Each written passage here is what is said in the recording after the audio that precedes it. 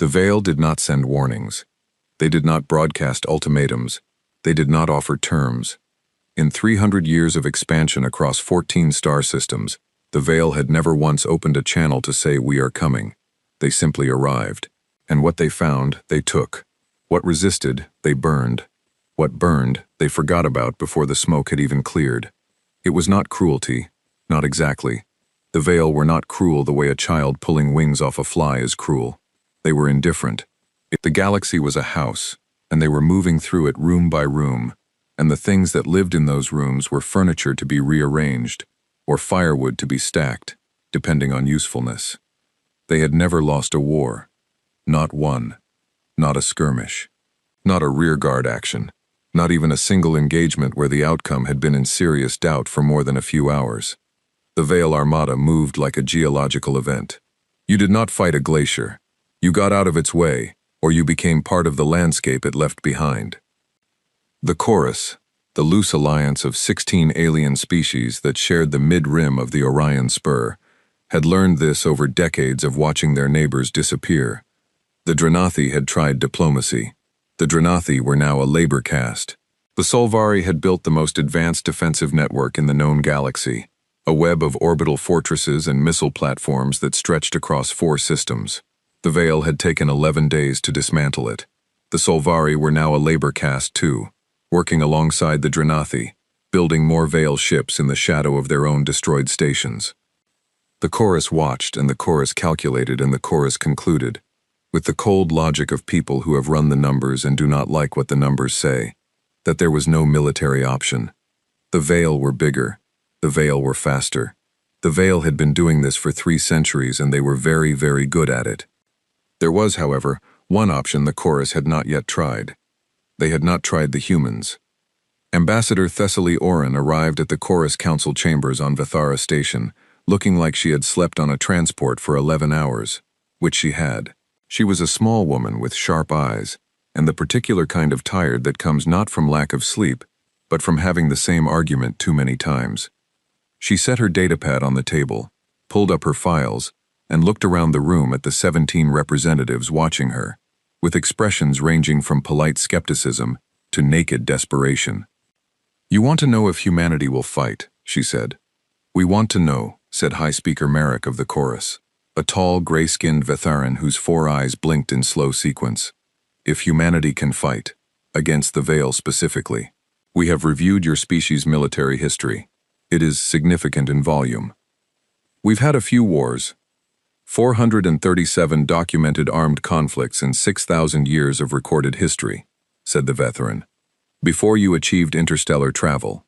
After, the number becomes difficult to track because your people were fighting in multiple systems simultaneously." Thessaly nodded slowly. "We're enthusiastic." "The Veil have never been stopped," said the representative from the Cathosi Collective, a being that resembled a very large and anxious moth. "In 3 centuries, not once. You understand this? Not a single engagement where they did not ultimately prevail." "I understand. And you are still willing to commit forces?" Thessaly looked down at her datapad. Then she looked back up. "High Speaker, can I ask you something? When the Veil attacked the Solvari network, the one that took them 11 days to dismantle, how long did the Solvari think it would hold?" Merrick's 4 eyes blinked in sequence. Estimates at the time suggested, indefinitely. The network was genuinely exceptional. The finest defensive construction our alliance had ever seen. 11 days, Thessaly said again. "That's interesting." She tapped something on her datapad. "Because humanity has been at war, off and on, for most of its existence. We're very practiced at the specific skill of continuing to fight after we've already lost. We're not actually very good at winning quickly. We're extraordinarily good at winning eventually." The moth being's wings rustled. "Eventually. Against the Veil. This is your pitch." "No," Thessaly said. "This is my context. My pitch is simpler." She closed the datapad. "Tell us where they're going next. And get out of the way." The Veil's next target was Kareth Prime. It was not a strategically vital system by Veil standards. Kareth Prime's population of roughly 400 million Karathi were not a military power. They had a small orbital defense force, a few antiquated warships, and a tradition of elaborate ceremonial body paint that had no tactical value whatsoever.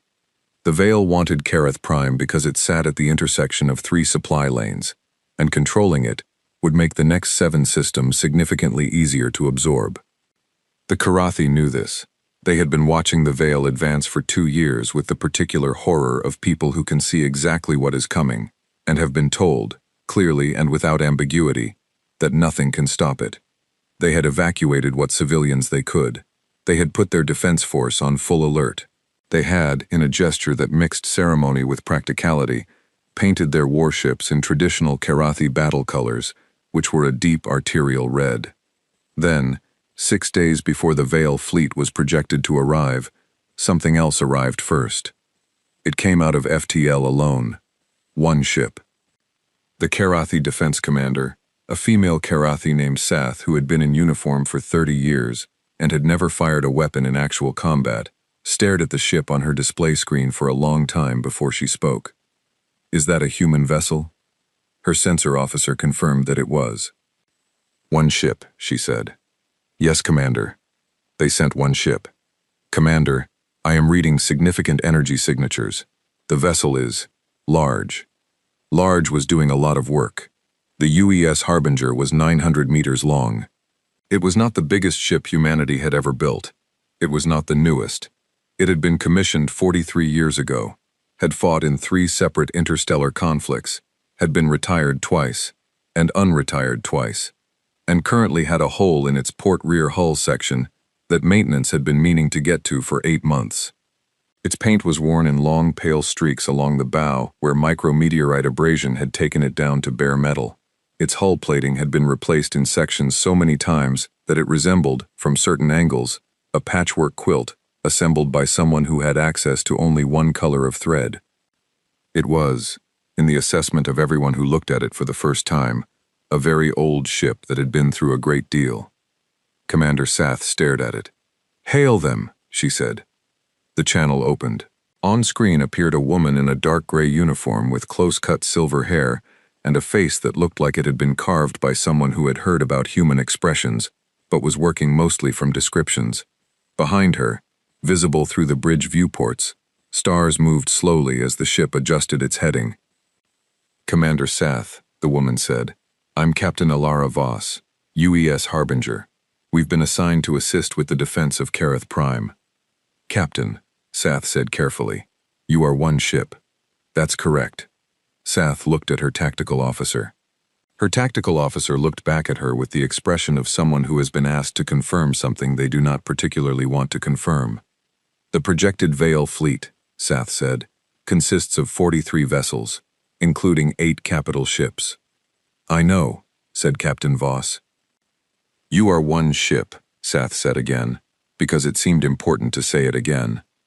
Voss had the look of someone who had heard this observation several times already, and had made a private decision about how many more times she was willing to hear it before she stopped being polite about it. "Commander, I understand your concern. I'd like to request permission to take up a position at the outer marker of your defense perimeter. We're going to need about 4 hours to run some prep." "Prep," Sath said. "For the battle." Commander Sath looked at the Harbinger on her screen. She looked at the red sweep of her tactical display where, in 6 days, 43 Veil ships would appear. She looked back at the Harbinger. "Permission granted," she said. It seemed like the least absurd response available. The Harbinger's crew numbered 812. Most of them had been with the ship for at least 3 years. Some had been on her for 15. There was a particular kind of relationship that develops between people and a machine when the machine has kept them alive long enough, the way you trust a car that has never broken down, not because you've inspected the engine, but because it's earned the trust by simply continuing to run. The Harbinger had that quality. It creaked in ways that sounded alarming and meant nothing. Its drives had a particular harmonic at high output that newer crew members always came to the bridge about the first time they heard it, and older crew members always told them it was fine, and it always was. Captain Alara Voss had commanded the Harbinger for 9 years. Before that, she had commanded a frigate, a destroyer, and briefly and unwillingly, a diplomatic escort vessel that she had gotten herself reassigned off of, inside of 6 weeks, by being comprehensively unsuited to diplomatic work. She was not a warm person. She was not a cold person either. She was precise in the way that a tool is precise, not because it tries to be, but because it was made for a specific purpose, and has been used for that purpose long enough that all the unnecessary parts have worn away.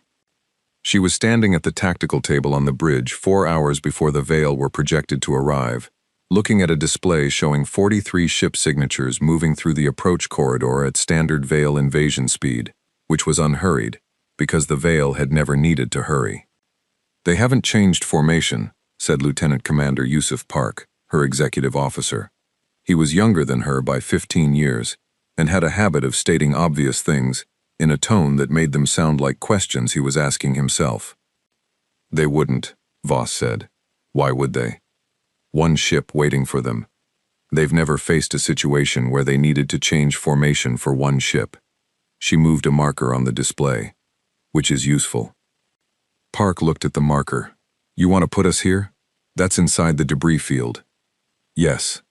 The debris field from the old Karathi mining operation. The one with the gravitational anomalies." "Yes." "Their targeting systems will have trouble in there." "Yes." Park looked at the display for a moment. "And our targeting systems will also have trouble." Voss moved another marker. "Which is why we're going to fire before we go in." Park nodded slowly, the way a person nods when they understand what is being said, but are still processing the part about whether they are going to survive it. "Captain," he said, 43 ships. I know. 8 capital ships. I know. We're one ship." Voss looked at him. It was not an unkind look. It was the look of a person who has heard something and considered it and found it wanting. "Yusuf," she said, "have you read the Veil's battle doctrine?" "Standard, it's perfect," she said. "That's what's interesting about it. In 300 years they've developed a doctrine that works against everything they've ever faced. Every alien military that went up against them fought the way they were designed to fight. Defensive lines, concentration of force, fall back when pressured, reinforce, hold." She looked back at the display. "They've never faced something that just keeps coming." Park was quiet for a moment. "We're one ship," he said. "One more time. Quietly, this time. Not an argument, just a fact he was trying to make peace with." "Yes," Voss said, "but we're one human ship." She straightened up. "That's different." 6 hours later, the Veil fleet dropped out of FTL at the edge of the Karath system and began its approach. On the bridge of the Veil command vessel, Fleet Commander Athan reviewed the sensor data with the particular boredom of competence. 43 ships, the Karathi Defense Force, 12 vessels, old, underarmed, and one anomaly. One additional contact, positioned at the outer marker of the Karathi perimeter, large vessel, unknown configuration, unusual energy signature. Athan looked at his tactical officer. "Species?" The officer ran the scan.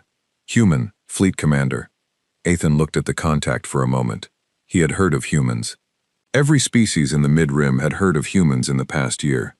There was a great deal of discussion in the intelligence briefings about humanity's military history, about their adaptability, about various qualities that the briefings described with a kind of reluctant respect.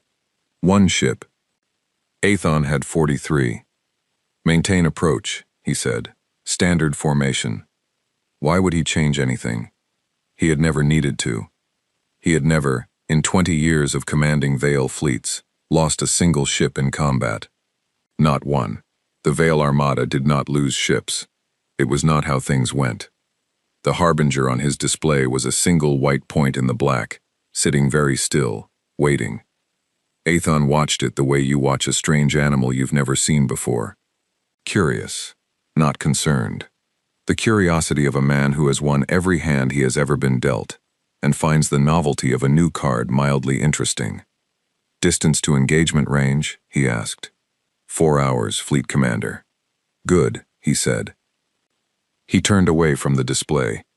He did not look at the Harbinger again for 3 hours and 40 minutes. When he did look at it again, it had not moved. It was still waiting. Still just sitting there. Something about that bothered him in a way he could not immediately name.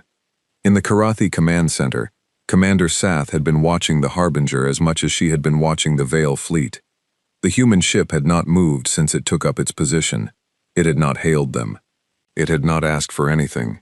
It was just there, at the outer edge of the field, dark and still and very, very large. Her communications officer turned. "Commander, the Harbinger is transmitting." "Open it." Captain Voss's voice came through without video. She sounded like a person reading off a list she has reviewed enough times to have memorized it, but still reads off because the list is the correct procedure. "Commander Sath, Vale Fleet will reach engagement range in approximately 22 minutes. I'd recommend pulling your defense force back to the second orbital marker and holding there." The Sath straightened. "Captain, those are my ships and my system. We will stand and—" "Your ships will be destroyed in the first exchange," Voss said, with no particular inflection. "I am not saying this as an insult. I am saying it because it's true, and because dead ships don't help anyone. Pull back to the second marker. Let us engage first. If we go down, join the fight. If we don't go down," and there was something in that pause, something dry and minimal that was, Sath realized, humor, "then you'll have a better idea of what you're working with." The channel closed. Commander Sath looked at her tactical display, at the 43 Vale ships, at the one human ship. She ordered her fleet back to the second orbital marker. 22 minutes later, the Vale fleet reached engagement range, and the Harbinger fired first. The Harbinger fired first, and it fired everything. Not in sequence, not in careful, measured salvos the way military doctrine across most of the known galaxy recommended, spreading fire across multiple targets to test defenses, probe shield strengths, gather data before committing to a line of attack. That was how you fought when you were cautious. That was how you fought when losing a ship was an unacceptable outcome, and so you treated your ammunition like currency and spent it carefully. Harbinger fired like it had already spent the currency and was working on credit. All 12 primary railgun batteries opened up simultaneously. Both mass driver arrays, the forward torpedo banks, all 6 of them, launched full spreads, and then, before the first rounds had even crossed half the distance to the Vale formation, the Harbinger's drives lit up at full military power, and it moved, not away, not sideways, but straight in, accelerating toward 43 enemy ships at a speed that made Commander Sath's tactical officer physically flinch back from his console. On the Vale command ship, Fleet Commander Athan had exactly 3 seconds between when his sensors registered what was happening and when the first rounds reached his fleet. 3 seconds. In his 20 years of fleet command, enemy fire had always given him more time than that. You saw it coming. You had time to assess, adjust, order countermeasures. The first exchange was always a kind of conversation. "Here is what we can do. Here is what you can do. Now let us work out where this is going." The Harbinger was not interested in a conversation. The first railgun rounds hit the lead Vale capital ship before its shields had fully cycled to combat configuration. The Vale shield systems were excellent, layered, fast, adaptive. They were designed to absorb the kind of firepower that a ship the size of the Harbinger should, by any reasonable calculation, be capable of producing. They had not been designed to absorb the kind of firepower the Harbinger actually produced. The lead capital ship's forward shields took 4 hits in 0.8 seconds and collapsed. The next 3 hits went through the bare hull. 2 of them went all the way through and came out the other side. The capital ship broke apart in a way that looked, on the tactical displays of every observer in the system, genuinely unexpected. Not because the Harbinger's weapons were exotic or impossible. They were rail-launched kinetic rounds and old-model torpedoes, nothing that wasn't in every military database in the chorus. It was the volume, the sheer sustained volume of it, delivered at that speed, from that range, in that first 3-second window before anyone had properly registered that the engagement had started. The Vale fleet scattered. For the first time in 300 years, a Vale fleet scattered. Not a retreat, not a tactical reposition. A scatter, ships breaking in multiple directions without a coordinated order, because the individual commanders of those ships experienced something their training had never quite prepared them for, which was the specific variety of alarm that comes from watching a thing you were told was impossible happen in front of you in real time. Athon's hands were on his console. His voice was steady because he was a professional, and 20 years of command had built steadiness into him like rebar in concrete. "Reform," he said. "Reform and return fire. Target the human vessel. Full engagement." His fleet reformed. They were good. They were very good. The scatter lasted less than 40 seconds before Veil discipline reasserted itself, ships swinging back into formation, weapon systems locking onto the Harbinger. As it continued to close at full acceleration, 42 ships, one capital ship gone in the first exchange, a loss so unprecedented that several Veil commanders would later report having assumed their sensors were malfunctioning, bringing weapons to bear on one target. They fired. On the Harbinger's bridge, the impacts registered as sound as much as sensation. The ship groaned. Not a metaphor, an actual, structural, deep metal groan that started somewhere in the forward hull and traveled through the deck plating under everyone's feet like a slow wave. The lights dropped to emergency red for 2 seconds and came back to full. Something in the port section made a noise that Lieutenant Commander Park had never heard a ship make before, and he had been on ships during bad moments. "Shield status," Voss said. "Port shields at 61%, said the shield officer. "Starboard at 78, forward at..." A second impact, harder. The ship swung 3 degrees off, heading before the navigation systems corrected. "Forward at 44% and dropping. Compensate to starboard, reduce forward profile." Voss was at the tactical table, her hands moving across it with the calm of a person doing something they have rehearsed many times. "Battery status. All primaries firing. Railguns 4 and 7 are loading slow. Thermal issue. Torpedo banks 1 through 4 reloaded. 5 and 6 in 20 seconds. What's our range now? 60,000 kilometers and closing." She looked up. Through the forward viewport, the Veil fleet was visible to the naked eye now, as points of light that strobed and pulsed as they fired. It was, objectively, a remarkable sight. It was also a significant amount of incoming fire. "They're concentrating on us," Park said. He was watching his display. The targeting data was clear. Every Veil ship in the formation had fixed on the Harbinger.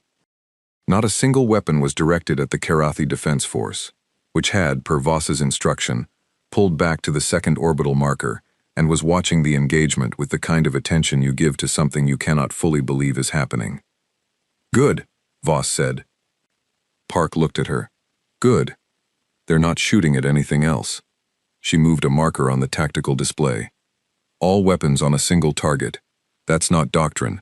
That's panic management. They're trying to remove the problem." She looked up. "We're the problem. While they're solving us, they're not doing anything else. We need to not get killed while they solve us." "That's correct." She looked back at the display. "Take us into the debris field. Now." The Harbinger turned. It was not a graceful turn. A 900-meter warship at full military acceleration does not turn the way a fighter does. It turns the way a large building would turn if large buildings could turn. All mass and momentum. The drives working against their own previous output to drag the heading around. The hull groaned again during the turn. The lights flickered. They went into the debris field. The debris field was the remnant of a Karathi mining operation that had been abandoned 60 years ago. A sprawl of processed rock fragments and dead equipment, and dust clouds that stretched across roughly 40,000 kilometers of space between the outer and middle orbital markers. In clear space, Veil targeting systems were precise enough to hit a 1-meter target at extreme range. In the debris field, the dust and the metal, and the gravitational distortions from the field's irregular mass distribution, turned targeting from a precision exercise into an educated guess. The Veil fleet slowed at the edge of the field. Athan watched his sensor picture dissolve into noise. The Harbinger was in there somewhere.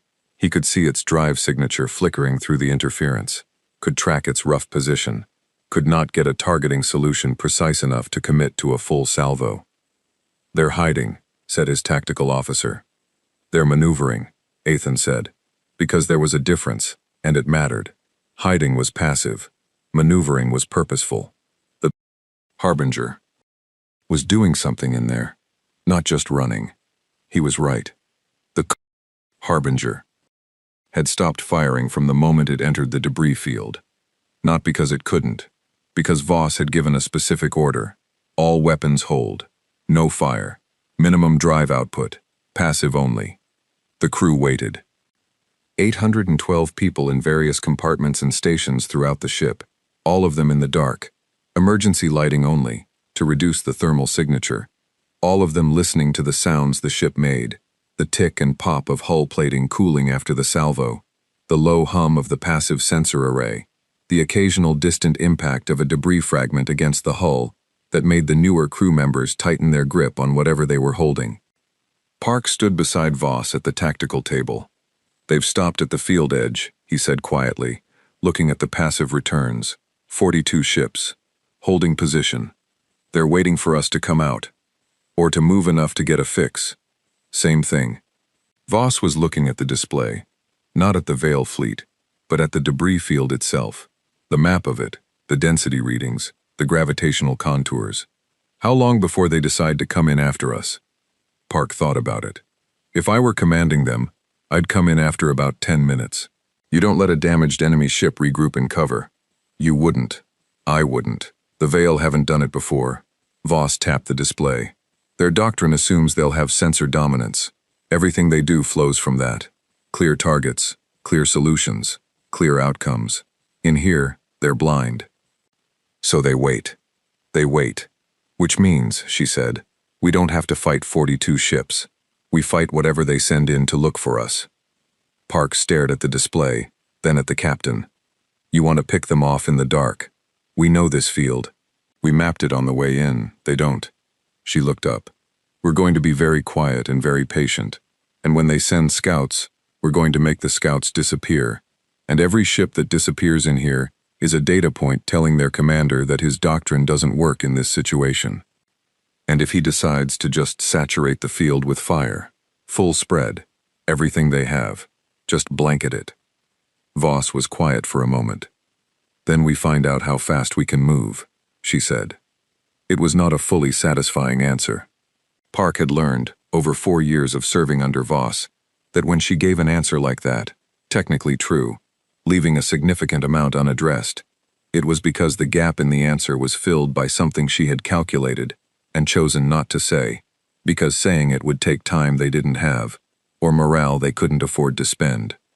He had also learned that she was usually right, which helped. Weapons ready, she said. Passive tracking only, don't breathe hard. Ethan waited 7 minutes before he sent scouts. 2 light cruisers, faster and smaller than his capital ships, sent into the debris field in a wide pincer pattern to triangulate the Harbinger's position. It was sound doctrine. It was exactly what you would do. Get eyes in the field, get a fix, report back, and then you could either commit to a field engagement or simply pour enough fire into the area to make it untenable. The 2 cruisers went in. 4 minutes later, one of them came back out, moving fast, on an irregular heading that suggested the navigation officer was doing something other than following a planned course. The other cruiser did not come back. There was no debris cloud where it had been, no explosion bloom on the sensor returns.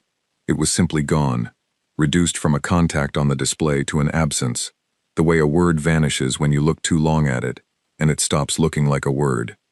On the surviving cruiser, the commander was reporting in a voice that was audibly not steady.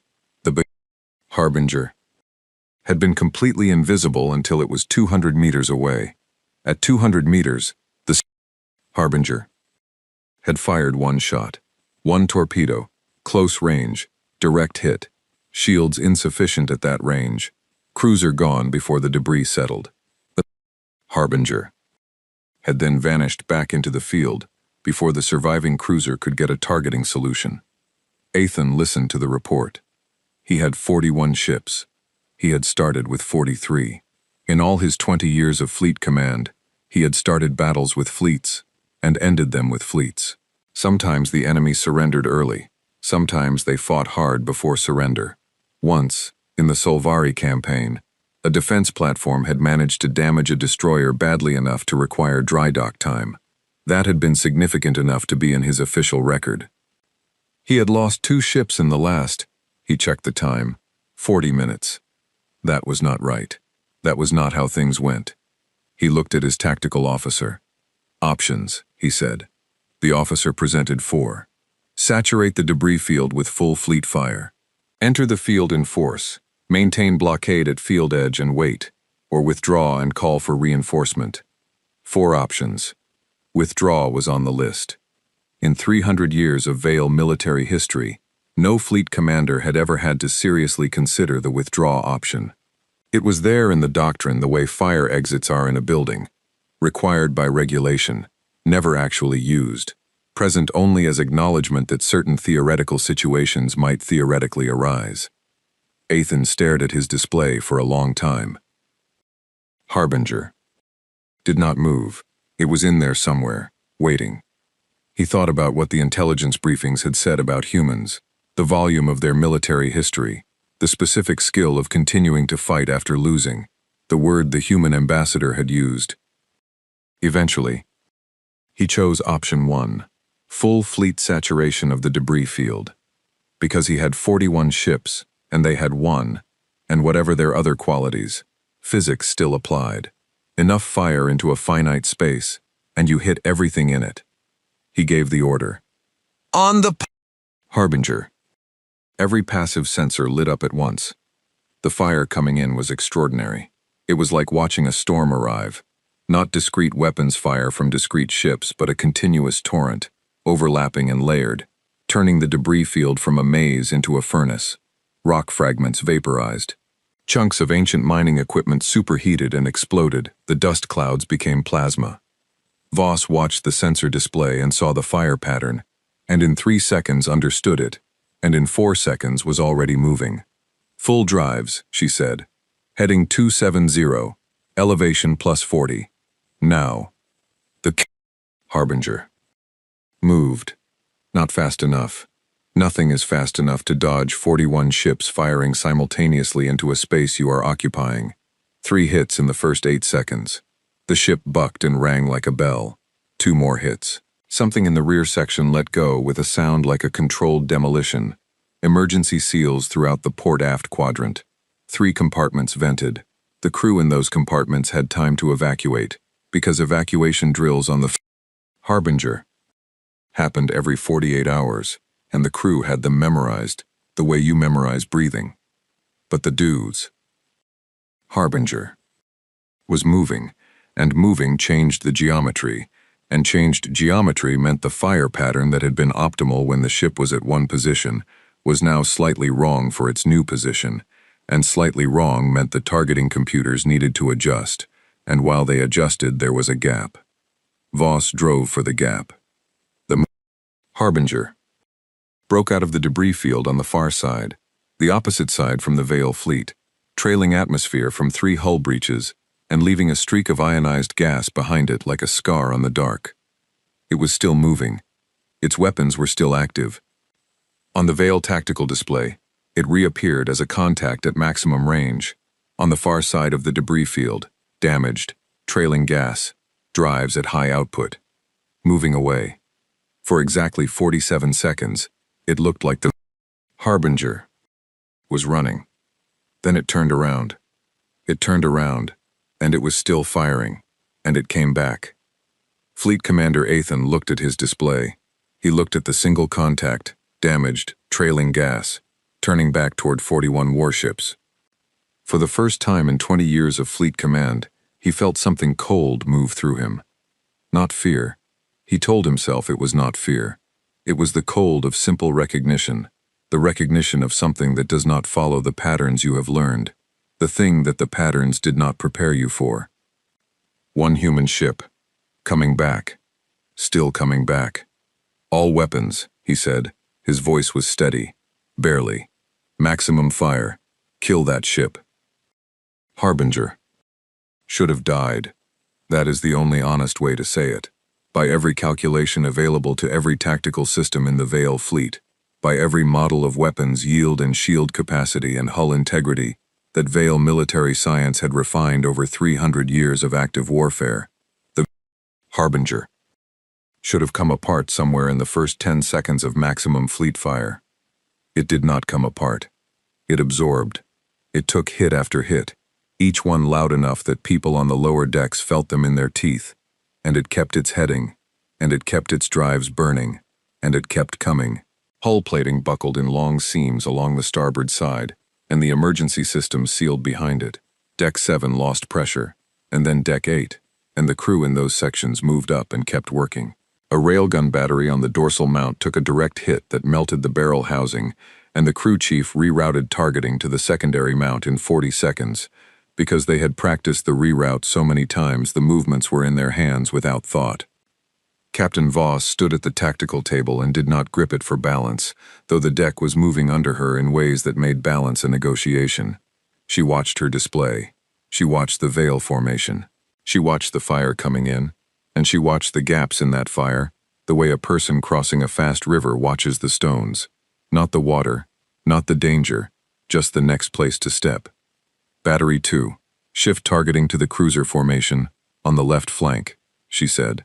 Don't touch the capital ships yet. Park looked at her from his station. He had a cut above his left eye from when his console had thrown a fragment during a nearby impact. He had not done anything about it. You want to leave the capital ships? They're what he's protecting. Their fire is covering a defensive formation. Look at the spacing. She tapped the display. He's scared of us hitting the capitals. That's where the command structure lives. If I go for the capitals directly, he concentrates everything on stopping us. But if I take the flanks, another impact. Massive. The ship lurched hard to port, and the lights died completely for 4 seconds. Full dark. And in the dark, you could hear the Harbinger, making sounds that no one had ever heard it make before. Deep structural sounds, the sounds of metal being asked to do more than metal wants to do. The lights came back. If I take the flanks, Voss continued, as if the dark had not happened, his formation has to open up. And when it opens up, we go through the middle. Park stared at her, through the middle of 41 ships. 39 now. She gestured at the display, where 2 more Veil cruiser contacts had gone dark in the last exchange. 38. Look. Another contact vanished. Battery 2 had found the cruiser formation on the left flank, and the cruiser formation had not been expecting sustained focused fire from a ship that, according to all available intelligence, should have been a debris field by now. Shield status, Voss said. The shield officer's voice was the specific flat calm of someone who has delivered bad news enough times that they have stopped dressing it up. Forward shields gone. Port shields gone. Starboard at 11%. Aft at 33. Hull? 17 confirmed breaches. Emergency sealed. Deck 7 through 10 port side are vented. Structural integrity in the forward section is... A pause. Captain, the forward section is not doing well. Is the ship flying? Yes. Are the guns firing? Yes. Then the ship is fine, she turned back to the display. Prepare to execute the through-the-middle approach on my mark. Full military power. Everything we have, forward and to both flanks simultaneously. We're not going to be in there long enough for it to matter that we're down on shields. Park came to stand beside her. He lowered his voice, not because there was anyone nearby who shouldn't hear, because some things feel like they should be said quietly. Elara, if we go through the middle of their formation and take fire from both sides at point blank, the Harbinger is 900 meters long, Voss said. She's old and she's ugly, and she's held together in places with decisions maintenance made 8 months ago that I pretended not to know about. But she was built to take punishment. She was built to keep fighting after she should have stopped. She looked at him. So were we. Park looked back at her for a moment. Then he nodded and went back to his station. The Harbinger flew at 38 ships and did not slow down. On the Karathi command station, Commander Sath had stopped trying to analyze what she was watching and had started simply watching it. Her tactical officer had long since given up giving her updates. The numbers changed too fast. Veil contacts were dropping off the display at a rate that made the numbers meaningless. You'd say a number, and by the time the sound reached the captain's ears, it would already be wrong. So they watched in silence, the entire command staff, in a room designed for orderly military procedure. watching the most disorderly military engagement any of them had ever seen. Harbinger went through the middle of the Veil formation, at full military power, into the gap she had opened up by hitting the flanks. She went through the middle at a speed that the Veil ships in the center of the formation could not fully compensate for, because you can track a target, you can lead a target, but when a 900-meter warship is closing at full military power and firing in every direction simultaneously, the geometry becomes very complicated very fast. She took fire from both sides as she went through. The hits were visible on the tactical display as contact flickers, each one an impact that would have been critical against a lesser ship, or a ship that was not already so committed to its heading that there was nothing to do but go forward. She fired as she went, point-blank range, railgun rounds that crossed less than a kilometer before they hit, torpedoes with barely enough distance to arm. She came out the other side of the Veil formation. She was still there, smaller, on the sensor return. A smaller drive signature. One main drive had gone out during the pass. She was trailing more than just atmosphere now. Debris, hull fragments, a long, slow spiral of something that might have been coolant. But she was there. She turned again. Sath's communications officer turned to her, and his voice had the stunned quality of a person saying something their brain has not yet fully accepted. "Commander, Veil fleet has broken off." Sath looked at the display. The Veil fleet contacts were moving, not toward the Harbinger, not toward Kareth Prime, away. "They're retreating?" she said. "Yes, Commander." Sath looked at the display for a long time. 22 of the original 43 contacts remained. 22 ships retreating from one. One human ship, trailing debris and atmosphere, down to one main drive, shields gone, hull breached in more places than the damage report could currently count. Still there. "Hail the Harbinger," she said. It took 3 attempts to get a signal through. The Harbinger's communications array had taken damage in the pass, and whatever was left was operating at partial capacity. When Voss finally appeared on screen, the image was grainy, striped with static, and the audio had a quality like it was being transmitted through something that had been partially melted, which it had. She looked the same. That was the thing that struck Sath most, in the way that strange details lodge in your memory during significant moments. The same close-cut silver hair, the same expression that was not warm and not cold.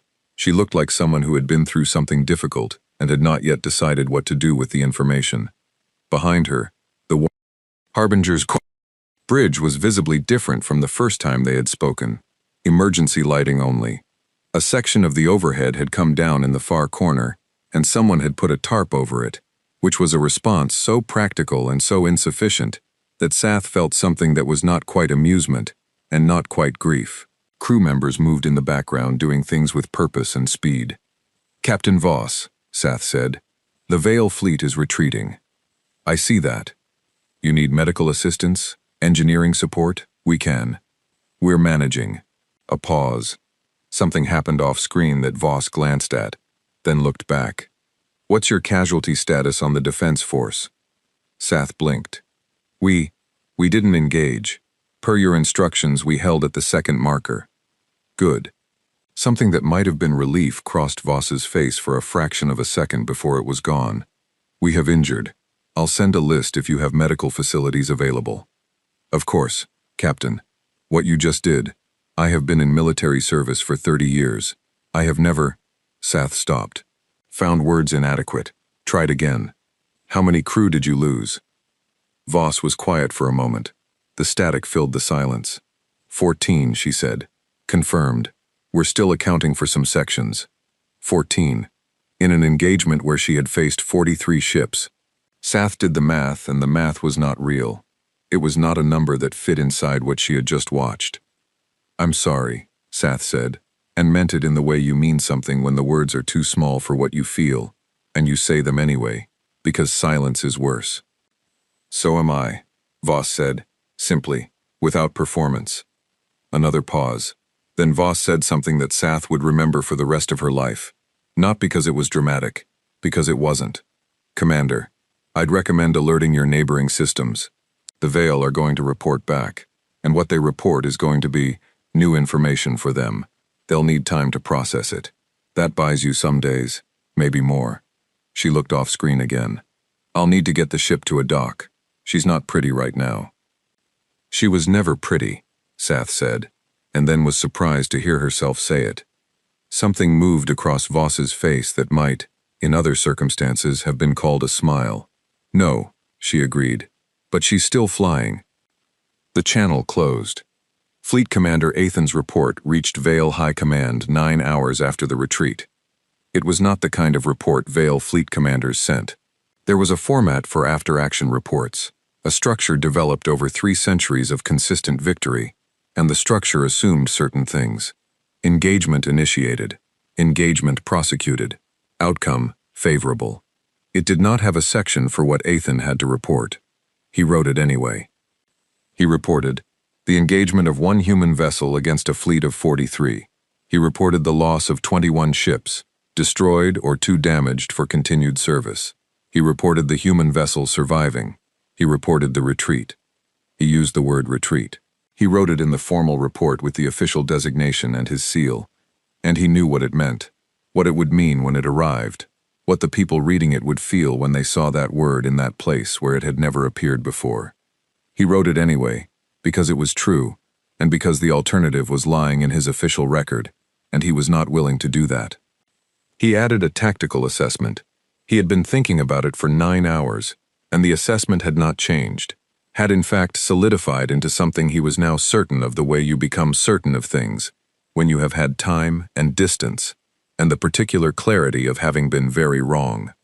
The assessment said, the human vessel did not fight to win, it fought to not stop. These are different objectives, and Vale doctrine is not designed to counter the second one. A force fighting to win can be defeated. A force fighting to not stop can only be exhausted, and the engagement data suggests that exhausting a human military force within a single battle may not be a realistic goal. He added a recommendation. The recommendation said, we need more information about humans before we engage again. He sent the report. Then he sat in his command chair for a long time, in the quiet of a ship moving at standard transit speed through empty space, and he thought about the Harbinger. Turning around, the damage it had taken before that turn, the drives on the display, the way it had come back.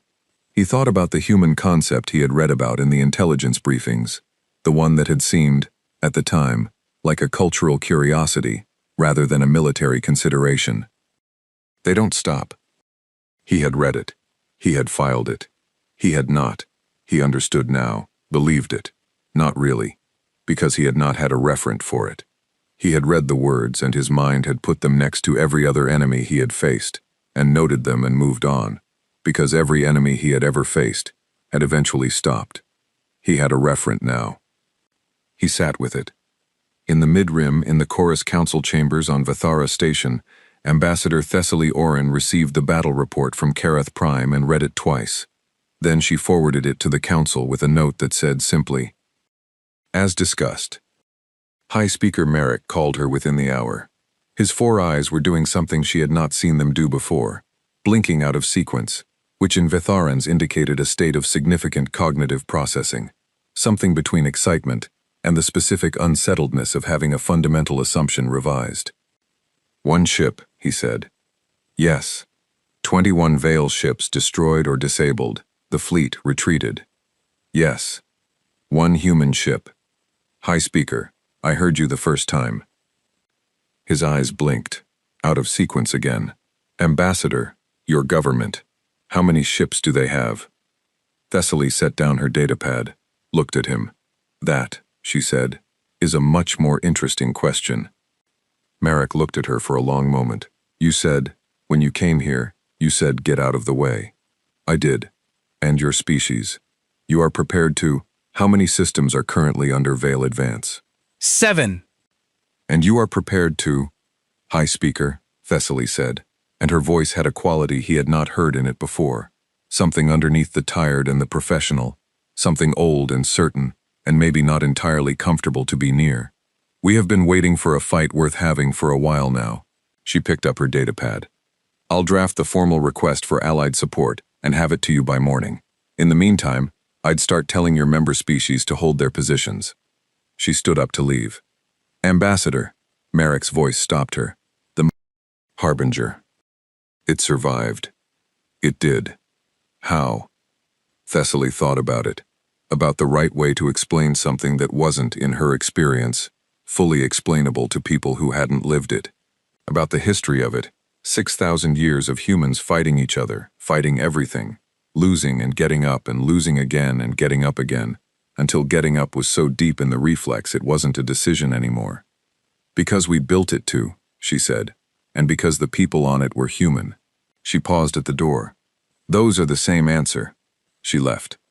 High Speaker Merrick sat alone in his chambers and looked at the battle data from Kareth Prime for a very long time. 43 ships. One came back. And it was the wrong one. The Veil took 41 days to respond. 41 days of silence across every system they had touched, every frontier they had pressed against, every neighbor who had been watching their slow advance the way you watch a tide come in when you have nowhere higher to stand. 41 days where nothing moved and nothing happened, and the chorus held its collective breath and tried to decide whether the stillness meant the Veil were finished, or whether it meant they were thinking. They were thinking. What came out of that thinking was not another fleet. What came out of that thinking was a document, 63 pages, transmitted simultaneously to every chorus member world, to human diplomatic channels, and to the independent systems that had been watching the Kareth engagement data on repeat for 6 weeks.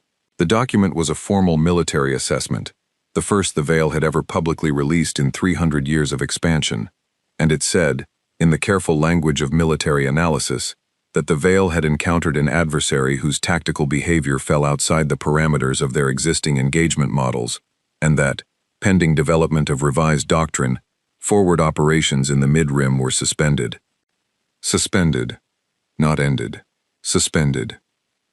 Ambassador Thessaly Oren read the document in her office on Vithera Station, at 0300 station time, having been woken up by a communications officer who had read it first, and decided it was the kind of thing that required waking the ambassador.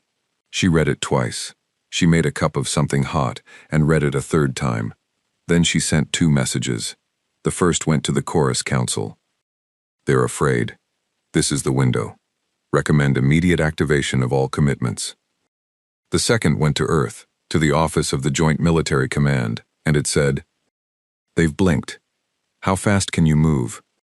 The response from Joint Military Command came back in 4 hours. It was 3 words. Already on the way. Life, the UES, Harbinger, had been in dry dock at Kareth Station for 38 days when the orders came through. She did not look like herself.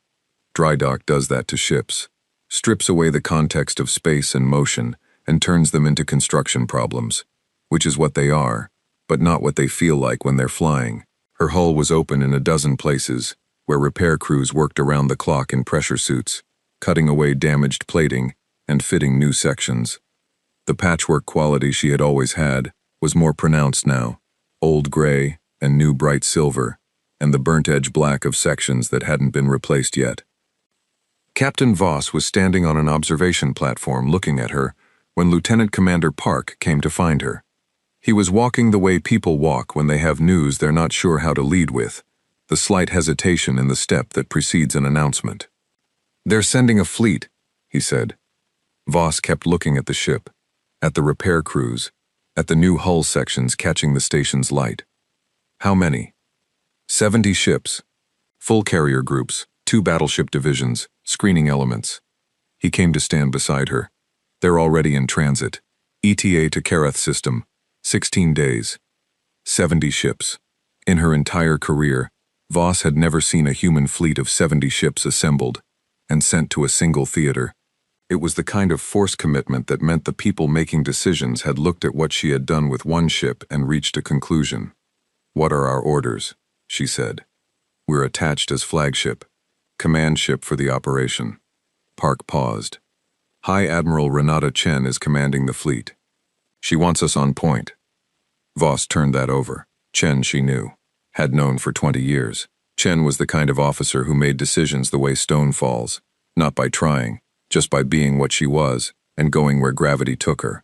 She was also the kind of officer who would put the Harbinger on point, not as a gesture, but because she had looked at the engagement data and concluded, correctly, that the Harbinger had information no one else had about how the Veil responded under specific pressure. "When can she be ready to fly?" Park asked. He meant the ship. "Ask Chief Okafor." Park had already asked Chief Okafor. Chief Okafor, who was the Harbinger's chief engineer and who had been living in the engine compartments for 38 days, and who had the particular hollow-eyed focus of a person who has been running on purpose rather than sleep, had said, 12 days if you don't touch anything I'm not finished with yet. That left 4 days of buffer before the fleet arrived. "Tell her 12 days, Voss said. Park nodded. Then, because he was Park, and this was the thing he did, 70 ships against the Veil. Against whatever they're rebuilding and rethinking right now. Yes, that's a real war. It's been a real war, Voss said. We're just formally introducing ourselves. On the Veil homeworld of Aethris, in the deep council chambers where the High Command had met for 3 centuries, Fleet Commander Aethan was delivering a briefing that no Veil commander in history had ever delivered before. The chamber was designed for victory briefings. The architecture said so. High ceilings, long sightlines, the aesthetic vocabulary of a species that had built its self-understanding on the fact of its own dominance. The chamber did not have a word, in its design language, for what Aethan was currently describing. He described it anyway. The human vessel's primary tactical advantage was its willingness to absorb damage without altering its objective, he said. His voice was even. He had practiced being even about this. Standard engagement doctrine assumes that sufficient damage forces a behavioral change in the enemy. Retreat, defensive positioning, reduced aggression. The Harbinger did not behave this way. It took critical damage and continued its attack. It took damage that should have been mission-ending and continued its attack. The only conclusion consistent with the engagement data is that the human crew's decision threshold for withdrawal is significantly higher than any adversary we have previously encountered. One of the High Command Council, Senior Marshal Verath, leaned forward. He was very old and had the quality of old powerful people everywhere, which is a stillness that is not peace but compressed force. You are saying their pain tolerance is higher. I am saying their willingness to continue in the face of pain is higher. Those are different things. Aethan thought about how to say the next part. He had been thinking about how to say it for 41 days, and he still wasn't satisfied.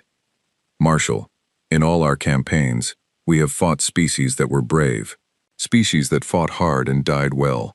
The humans did not fight like they were being brave. They fought like stopping was not a concept they had available to them. Silence in the chamber. There is also the matter of their numbers, said Second Marshal Kor. She was younger than Verath, and had the specific quality of someone who has looked at a problem clearly and does not like what they see clearly. We have complete records on human military capacity.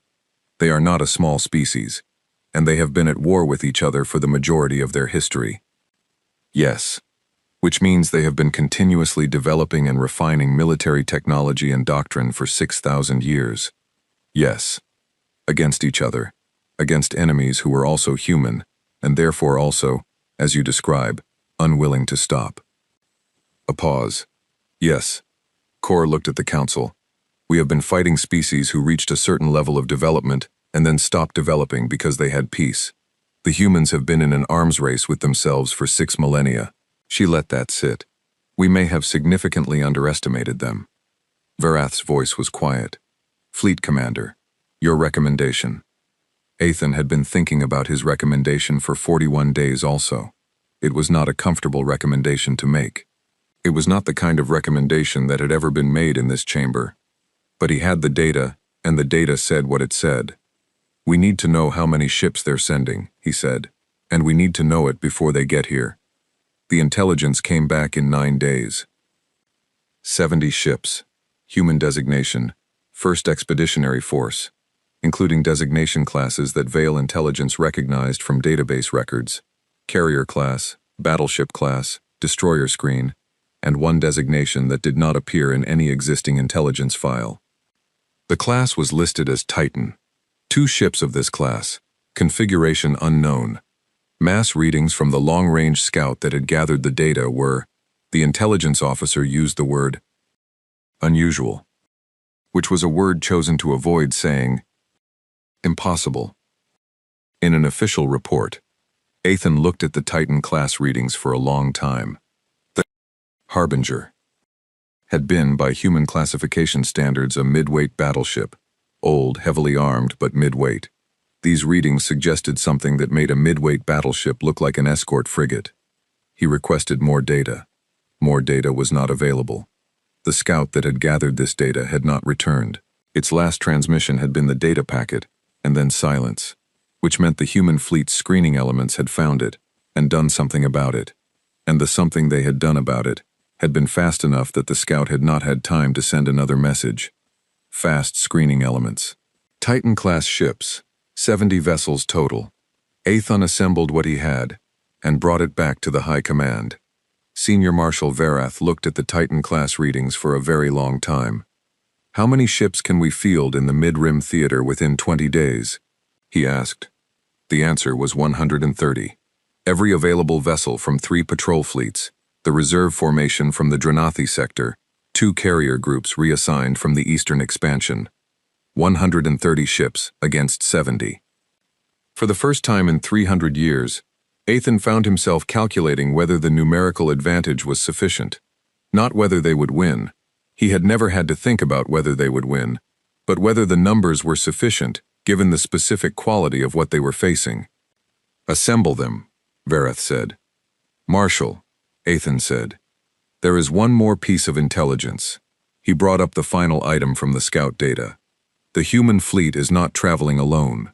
Long-range data indicates they have Chorus allied ships in formation. 20 additional vessels, mixed species. Kethosi, Vetharan, and, he paused, Karathi. A short silence. "The Karathi have a military of 12 ships, Kor said. Old ships. We dismissed them." "They've been rebuilding for 38 days, Ethan said, "and they are not dismissed anymore." He looked at the display. "None of them are dismissed anymore. The humans did something at Karath Prime that we may not have fully accounted for in our assessment." Verath looked at him. "What?" "They showed everyone else that it can be done." Ethan looked at the fleet composition data, at the 90 vessels in total coming toward them, at the alliance that had not existed a year ago, species that had spent a decade watching their neighbors absorbed one by one, now flying in formation behind one battered human battleship. The Veil have never lost. We have spent 300 years making sure that was true, because the value of it is not just military. It is psychological. Every species that saw us coming knew we didn't lose, and they fought or surrendered, or ran inside that knowledge. He let that sit in the chamber for a moment. That knowledge is no longer accurate. The Harbinger left Karath Station 12 days after entering dry dock. She did not look new. She would never look new. The repair sections were bright against the older hull plating in the way that scar tissue is bright, different from the original, honest about what it replaced. Chief Okafor had gotten the second main drive back to 70% capacity and declared it, with the dark humor of a person who has stopped pretending things are fine and started finding the not fine things funny, good enough to get us killed.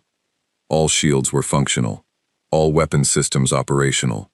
The forward hull was intact. She was not the same ship that had limped into Karath Station 38 days ago. She was something that had been broken and put back together, and the putting back together had been done by people who understood her, in the way you understand a thing you have lived inside for years. She flew out to meet the fleet. The fleet was already there when she arrived at the rally point. Voss had given herself 1 extra day and used it to make sure every department was actually ready, rather than paperwork ready. And the fleet had arrived while she was doing that. She brought the Harbinger in at standard approach speed and watched the fleet take shape on her tactical display, resolving from distant returns into individual vessels, into 70 human ships and 20 allied ships, arranged in the specific geometry of a force that has been organized to go somewhere and do something. She had seen human fleets before. Smaller ones, she had been part of them. She had not felt, before, Quite what she felt looking at this one. Park felt it too. She could tell by the way he stood at his station. Not the tense stillness of combat readiness, but something different. Something that was the body recognizing a context it was built for. High Admiral Chen's voice came through on the command channel. She sounded like herself. Direct, unhurried, with the specific economy of someone who has decided what they are going to do and is allocating 0 words to anything that isn't that. Harbinger. Good to see you in one piece. More or less, Voss said. Intel puts the Veil at 130 ships, assembled at the Thessa waypoint, 12 hours from Kareth at standard transit. A pause. You've fought them. Anything I need to know that isn't in the report? Voss thought about it. They've never lost before, she said. At Kareth they lost, and they had to watch it happen, and it changed something. They're not the same enemy they were 6 weeks ago. They've had time to think. So have we, Chen said. Yes, but we've been thinking about how to fight them. They've been thinking about how to fight us. Those are different problems, and I don't know which one has the better answer yet. That's honest. It's what I have. A brief silence. Then Chen said, You held Kareth Prime with 1 ship. We held it long enough, Voss said. The ship held. That too. Chen's voice had something in it. Not quite warmth, not quite gravity. Somewhere between respect and the specific things soldiers feel toward other soldiers who have been somewhere hard. Take your position on point. When we move, you move first. Understood. One more thing, Alara. The use of her first name. Chen reserved it for when she meant something past the rank. They're going to come hard this time. They know what you are now. They're going to be trying to take you out specifically, fast, before you can do what you did at Kareth. Voss nodded, though Chen couldn't see it. I know. So stay alive. That's the plan. It's a good plan. A pause. It'd be a better plan with more specifics. Working on it, Voss said, and the channel clicked off, and the Harbinger moved into her position at the point of the fleet, ahead of everything, the way she had been at Kareth, first into it, last to leave. Around her, 90 ships turned their prows toward the Thessa waypoint. 12 hours. She spent 10 of them at the tactical table, not sleeping, not eating much, looking at the Veil formation data and looking at her own fleet's capabilities, and looking at the numbers, and looking past the numbers at the thing underneath them, the thing that numbers describe but don't contain. 130 ships. They had learned something in 41 days of silence. They had been afraid, and they had used the fear to think rather than run from it, and that made them more dangerous than they had been at Kareth, not less. But they had also never faced 90 ships, 20 of them allied species who had watched the Harbinger at Kareth, and decided that fear was a choice they did not have to keep making. The Harbinger was still flying. That was still true. In the 12th hour, she slept for 90 minutes in the chair at the tactical table. Park, who had been watching her not sleep for hours, let her. He took the watch and looked at the display and at the approaching waypoint and at the fleet behind them, and tried, as he often did, to calculate the odds. He had learned, over 4 years, that the odds were always wrong when Captain Voss was involved. Not because she was lucky. Because she fought like losing was something that happened to other people, in other contexts, in a version of events she was not personally participating in. The Veil had 130 ships. Park looked at the point position. The Harbinger. Ahead of everything, proud toward the enemy. The Veil had never lost. He thought about Athen's fleet scattering at Kareth, 21 ships down.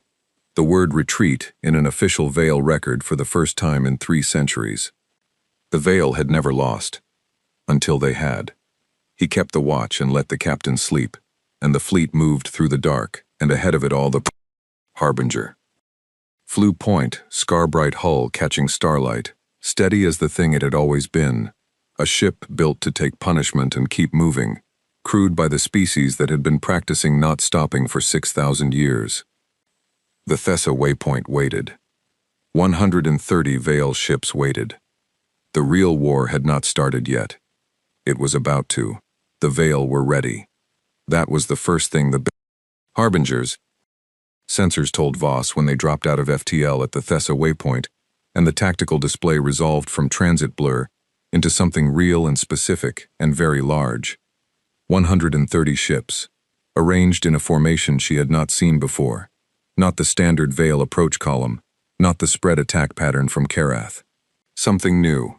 3 layers, staggered, with the capital ships buried in the second tier behind a screen of cruisers, and the flanks anchored by fast attack groups that sat at angles suggesting they were intended to curl around an incoming force.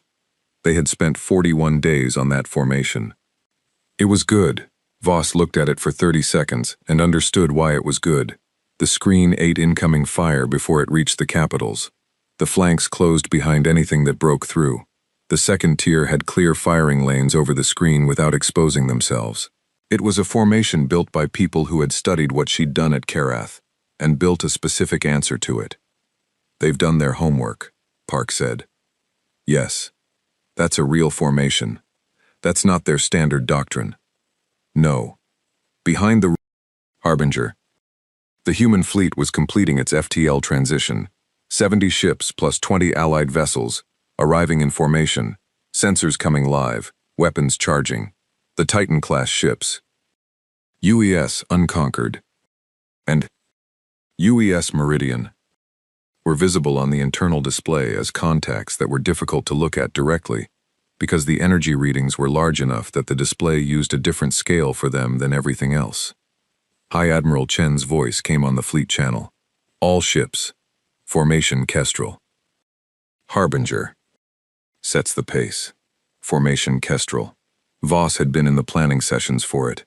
Chen had built it in 6 days aboard the fleet carrier Adamant, using the Karath engagement data and the Titan-class capabilities, and the allied ship specs, and had come out of those 6 days with something that she said, with typical economy, should be interesting. It was a spear. The Harbinger. At the tip, the Titan-class ships directly behind, offset to either side, like shoulders. The carrier groups and battleship divisions forming the shaft. The allied ships split between the flanks, the Karathi and their deep red ships among them, smaller, older, rebuilt in 38 days, flying anyway. The spear pointed at the center of the Veil formation. Voss looked at the Veil formation on her display, at the buried capital ships, at the flanks waiting to close. She looked at the Titan-class contacts. "Admiral Chen," she said on the command channel. "Voss. Their capitals are in the second tier. Standard approach gets us through the screen and into a crossfire before we reach the command ships. I know. The Titan class can reach the second tier from current range." A pause. "Also know. If you fire now before we close, you hit the capitals while the screen is still focused forward. The screen can't rotate fast enough to protect against fire from that range at that angle." Another pause. Longer. "That's not in formation Kestrel." "No," Voss said, "but it works better." She could hear Chen thinking. It sounded like silence, but it was a specific kind of silence, the kind that means a person is moving things around in their head and checking the result from different angles. "You're asking me to deviate from a 6-day plan in the first 30 seconds. I'm telling you their formation has a hole in it, and the Titan class can put something through that hole before they adjust." Another beat. "If I fire the Titans now and they don't break the second tier, we've shown them what the Titans can do and they adjust. If you don't fire the Titans now, we fight through that screen and into a crossfire that's going to cost us ships we don't have to lose." Voss kept her voice flat, not arguing, presenting. "Their formation assumes we come straight in and hit the screen first. They planned for what I did at Karath. Take the hits, push through. They're planning to make the push-through cost more than it did at Karath." Silence. "Unconquered, Meridian," Chen said. "Weapons free, second-tier targets. Fire at will." The Titan-class ships fired. The Titan Harbingers. Crew felt it before they saw it. A vibration through the hull, transmitted through the fleet formation, the displacement of an enormous amount of energy at close range. On the tactical display, the Titan-class weapon signatures were a different color than everything else on the display, a designation the tactical software used when existing categories were insufficient. The rounds crossed the distance to the Veil second tier in 11 seconds. The Veil screen had not been designed to stop fire coming from that angle at that range. It was facing the wrong way. The second-tier capital ships had their shields oriented forward, toward the expected threat axis. Fire from a different angle, at a range that should not have been achievable, found shields that were not positioned to receive it. 3 capital ships in the second tier lost shields in the first salvo. One of them broke apart. On the Veil command vessel, Fleet Commander Athan watched his formation take fire from a range and angle he had not calculated for, and understood immediately that something in his intelligence about human capabilities had been wrong. The Titan-class ships were not in any existing database. He had read the mass readings from the Scout's last transmission and thought he understood what they meant. He had not understood what they meant. Formation shift, he said. Rotate the screen. Capitals move to. He was already running the geometry in his head. The screen needed to face 2 threat axes now, which meant it needed to split, which meant the center thinned, which meant the spear point coming straight at him had less to push through. His tactical officer said, "Fleet Commander, if we rotate the screen the center." "I know," Athan said. "Do it." Because the alternative was taking Titan-class fire on unshielded capital ships, and the alternative was not acceptable. The screen rotated. The center thinned. The Harbinger accelerated. Voss felt the formation shift on her display before she consciously processed it, the Veil screen pulling apart, cruisers swinging to face the new threat axis, the center opening up like a question becoming an answer. "Full military power," she said. "All weapons. We go through now." The Harbinger went. Behind her, the human fleet moved, not the careful, managed acceleration of a force trying to preserve itself, but the committed, full-burn push of people who have decided that the time for being careful is finished. The battleship divisions came up to speed. The carrier groups launched fighters. The destroyers on the flanks burned hard to get around the Veil screen's rotating elements before they could reposition. And on the flanks, the Allied ships moved. The Cathosi and Vitharan vessels were good ships, well handled. Their crews experienced in the kind of fleet action their own military histories had given them. They did what Chen's plan asked, took the outer flanks, engaged the Veil fast attack groups that were meant to curl around an incoming force, kept them from curling. The Karathi ships, in their arterial red, did something the plan had not specifically asked for. They went for the Veil command vessel. 12 rebuilt ships, old and small by any serious military metric, driving at the center of the Veil formation on a heading that put them in the firing arcs of 6 Veil cruisers simultaneously. Commander Sath, watching the engagement data from the Karathi flagship, had looked at the tactical picture and done the same math Voss had done at Karath, the math that ends not with what is survivable, but with what matters. And the command vessel mattered. "They're going for the command ship," Park said, watching the Karathi contacts on the display. "I see it. They're going to take heavy casualties on that approach." "I know." Voss watched the Karathi contacts pushing through fire. One went dark, then another. 10 ships, then 9. It changes his calculation. How? Because now he has 3 problems at once. The Harbinger, through his center, the Titans on his second tier, and 12 Karathi ships that are very specifically his problem coming at him personally. She looked at the display. He can't concentrate against all 3. Something has to give. Something gave. Athan looked at the tactical picture, and for the first time in 20 years of fleet command, he could not see the shape of the battle from where he was standing. At Karath, there had been one problem. One human ship, inexplicable, absorbing fire, doing the impossible. One problem, enormous, but one. You could look at one problem from all sides. This was not one problem. This was the Harbinger. Through his center, pushing through the thin screen and firing at everything in reach. This was 2 Titan-class weapon signatures, lighting up his second tier again. A second salvo, finding 2 more capital ships, whose shields had been reoriented, and therefore had new gaps. This was 9 Karathi ships in red, down from 12 but still coming, still burning at him specifically. close enough now that his command vessel's point defense was engaging them. And behind the sea, Harbinger, the full weight of 70 human ships was following through the hole she was making. He looked at his tactical officer. He looked at his second officer. He looked at the display. He thought about the thing he had written in his assessment. A force fighting to not stop can only be exhausted, and exhausting a human military force within a single battle may not be a realistic goal. He had written that. He had believed it when he wrote it. He had not, until this moment, felt it. Concentrate fire on the Harbinger, he said, because it was the ship that had done this before, the ship that was doing it again, the ship that had come back at Kareth after absorbing damage that should have been terminal. If you could remove the Harbinger, specifically, personally, maybe the formation collapsed behind it. Maybe. Every available Veil weapon turned on the throne. Harbinger. The hits were different this time. At Kareth, the Veil had been surprised. Their fire had been good but not coordinated, not focused, not pointed with the specific intention of removing one particular ship. This was coordinated. This was focused. This was the entire attention of a fleet applied to a single target with the explicit goal of making it stop. The Harbinger shook. Not the combat shudder of hits absorbed and distributed. Something deeper.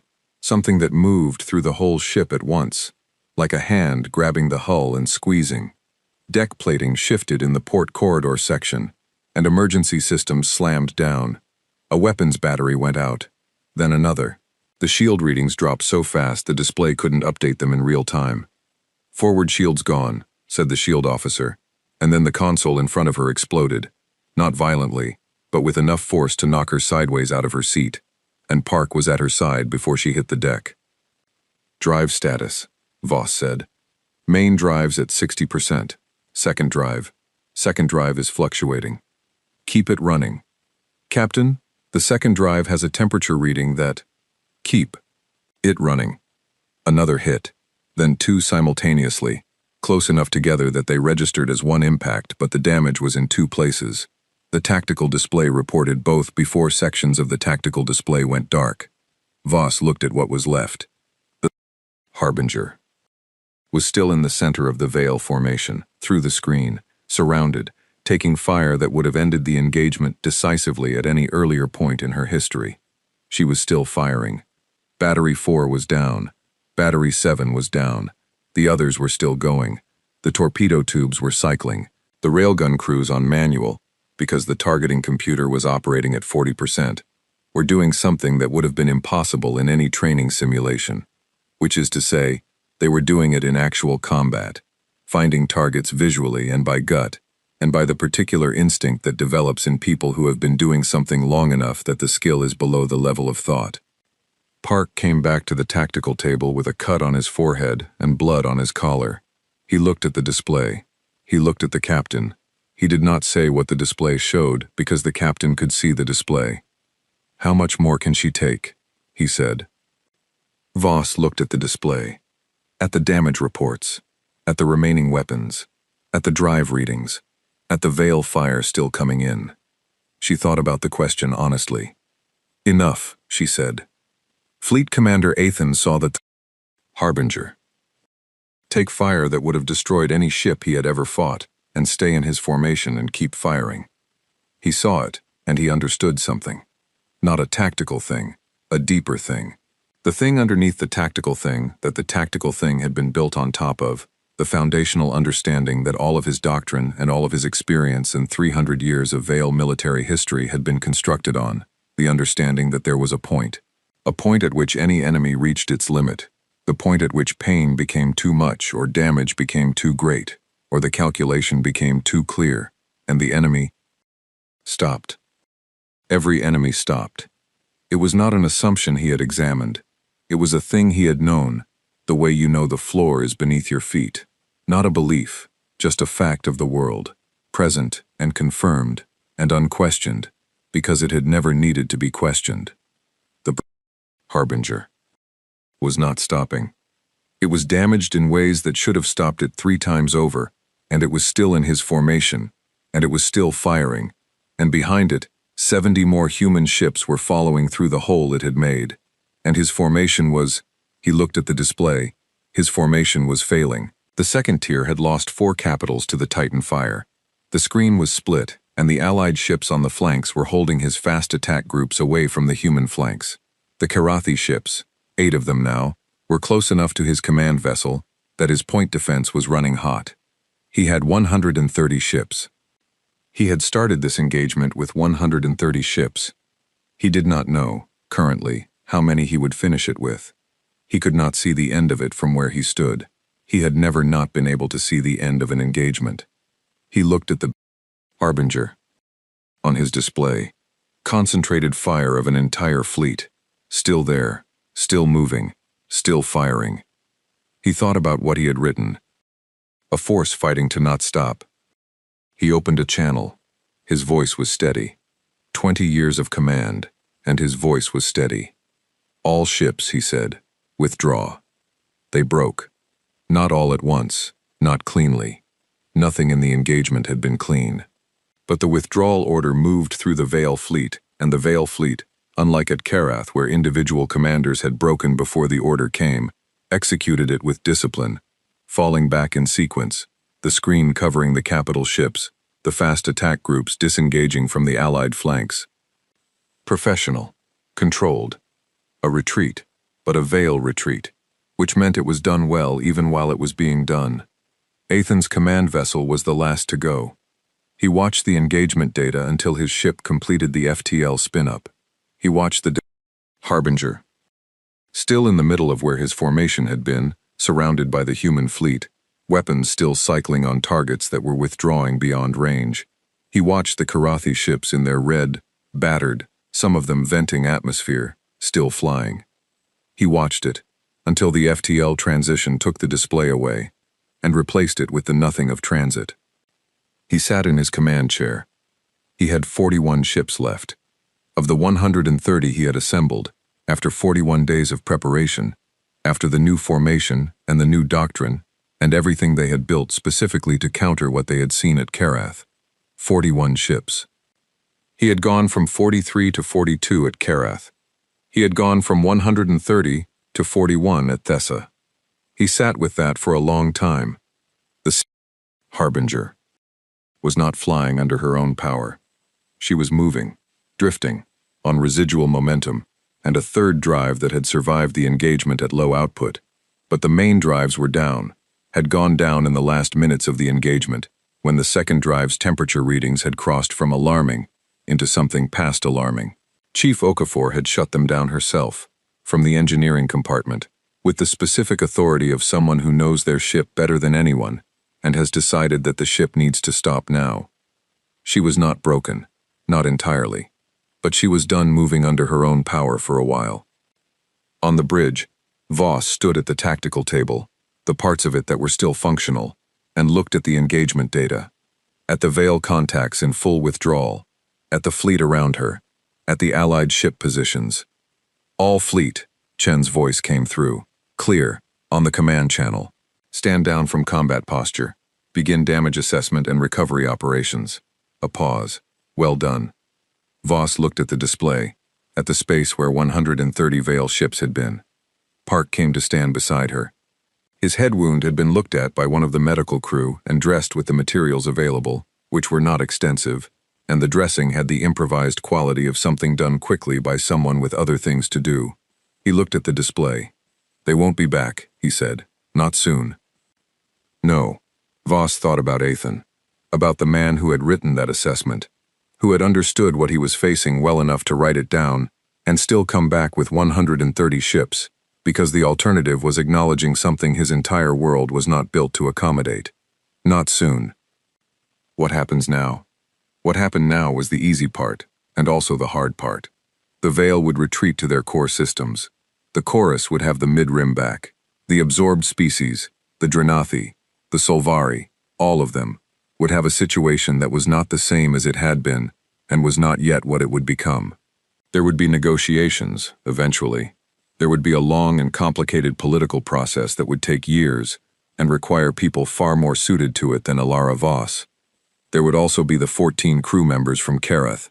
and the people from Thessa, and the Karathi who had gone to Sath. That was also what happened now. Politics, Voss said. Diplomacy. Ambassador Oren's problem. She looked at the display one more time. Ours is getting this ship to a dock. Park looked at the Harbinger's damage report on his console. The list was long. It was, if you read it item by item, not a list that described a ship that was flying, but the ship was flying, slowly, without main drives, trailing 2 different fluids that Chief Okafor had been notified about and had added to the list of things to be addressed. She held, he said. She held, Voss agreed. Around them, the crew moved, doing the work of after, the accounting, the repair, the careful, honest assessment of what had been lost and what remained. It was quiet work, not solemn exactly. Something more functional than solemn, the particular mode of people who have been through something and are now on the other side of it, and understand that the other side of it still requires them to do things. Somewhere in the lower decks, someone laughed, a short sound, surprised out of them. Then someone else said something and there was more of it, and Voss did not look toward it but she heard it, and she let it be what it was. The Harbinger drifted through the aftermath of Thessa Waypoint, and the stars did not know what had happened here, but the ships did, and the crews did, and in the days that followed, the story moved outward through every channel available to every species in the mid-rim, the chorus transmission networks, the independent relay stations, the trade routes, the long, slow word of mouth that moves through interstellar space, the way all important things move, slower than light, but arriving eventually everywhere. The story was simple. The Veil had come. The Veil had never lost. The Veil had been ready. This time, 130 ships, new formation, new doctrine. Everything they had learned applied. One human battleship had gone first. The fleet had followed. The Veil had lost. Not eventually. Not after a long campaign. Not after years of grinding attrition by a force that didn't know when to stop. Here. Now. Once. And the species that had spent 300 years watching the Veil move through the galaxy like a tide that had no reason to turn. They read the transmission data, and they watched the engagement records, and they saw the Harbinger on the display taking fire that should have ended it, and staying, and they felt something shift, not just in their understanding of who could beat the Veil, in their understanding of why. Because the Harbinger, it was not special. It was old and ugly, and had a hole in the hull that maintenance had been meaning to get to, and then had not gotten to, and then had gotten to, and then there was a new hole somewhere else. It was a ship, a human ship. There were a lot of human ships. And behind the ships were the humans, 6,000 years of them, 6,000 years of fighting each other and everyone else, and losing and getting up and fighting again, until the getting up was the deepest thing in them, deeper than training, deeper than doctrine, deeper than the rational calculation of odds. The galaxy had its greatest warriors. It had always had them. It had just not needed them yet. 6 weeks after Thessa Waypoint, in a hospital bay on Karath Station, a Veil prisoner, one of 11 recovered from a disabled cruiser, asked the human medical officer treating him a question. He asked it in the careful, uncertain way of someone using a language not their own. His translator was damaged and some of the words came through approximate rather than exact. But the question was clear enough. "Why," he said, "do you not stop?" The medical officer was a young man named Specialist Davi Osei, who was 24 years old and had been in the Harbinger's medical bay through both engagements and had spent the last 6 weeks treating wounds and writing letters and doing the difficult patient work of after. He was not a philosopher. He was not a historian. He had not been asked this question before, and he thought about it for a moment, the way you think about something you know, but have never put into words, because the words were never required. "We've tried stopping," he said. "It doesn't suit us." He went back to work. The Veil prisoner lay in his bunk and looked at the ceiling and thought about that for a long time. Outside, the Harbinger sat in dock, being put back together. Again,